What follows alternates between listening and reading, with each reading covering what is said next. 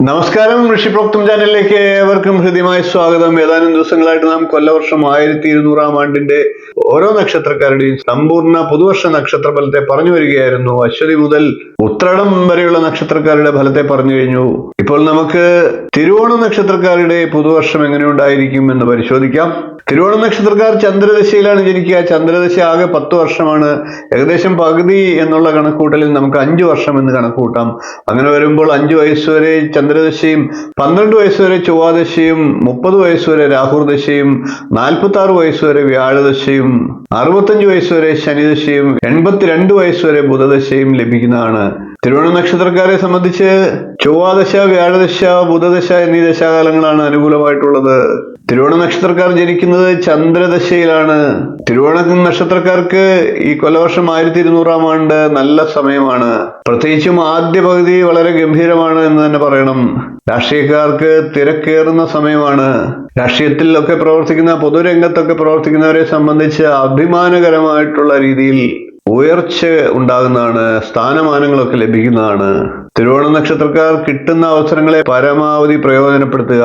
Engineering മേഖല, technical മേഖല, software രംഗം, ആഡംബര വസ്തുക്കളുടെ സെയിൽസ് തുടങ്ങിയ മേഖലകളിലൊക്കെ പ്രവർത്തിക്കുന്നവർക്ക് വളരെ നല്ല സമയമാണ്. ഭാവി പദ്ധതികളൊക്കെ തയ്യാറാക്കി മുന്നോട്ട് പോകുന്ന പക്ഷം എല്ലാത്തിലും വിജയിക്കാൻ സാധിക്കുന്നതാണ്. എല്ലാ കാര്യങ്ങളും നടപ്പിലാക്കി വിജയം കൈവരിക്കാൻ സാഹചര്യം ഉണ്ടാകുന്നതാണ്. തൊഴിൽ അന്വേഷകരായിട്ടുള്ള യുവാക്കൾക്കും തൊഴിൽ ലഭിക്കുന്ന സമയമാണ്. തൊഴിൽ മാറ്റമൊക്കെ ആഗ്രഹിക്കുന്നവർക്കും അനുകൂല സമയമാണ്. ശ്രമങ്ങൾക്കെല്ലാം തന്നെ ഫലമുണ്ടാകുന്നതാണ്.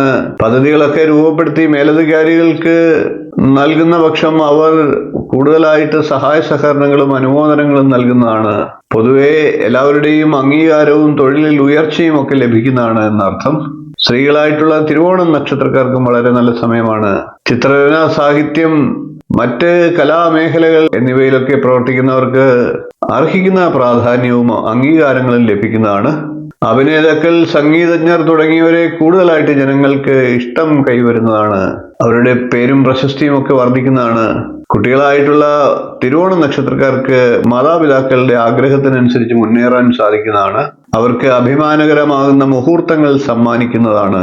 കുടുംബാംഗങ്ങളൊക്കെ ഒത്തുചേർന്ന് സന്തോഷകരമായിട്ട് മുന്നോട്ട് പോകുന്ന ധാരാളം മുഹൂർത്തങ്ങൾ തിരുവോണ നക്ഷത്രക്കാർക്ക് പുതുവർഷത്തിൽ ഉണ്ടാകും.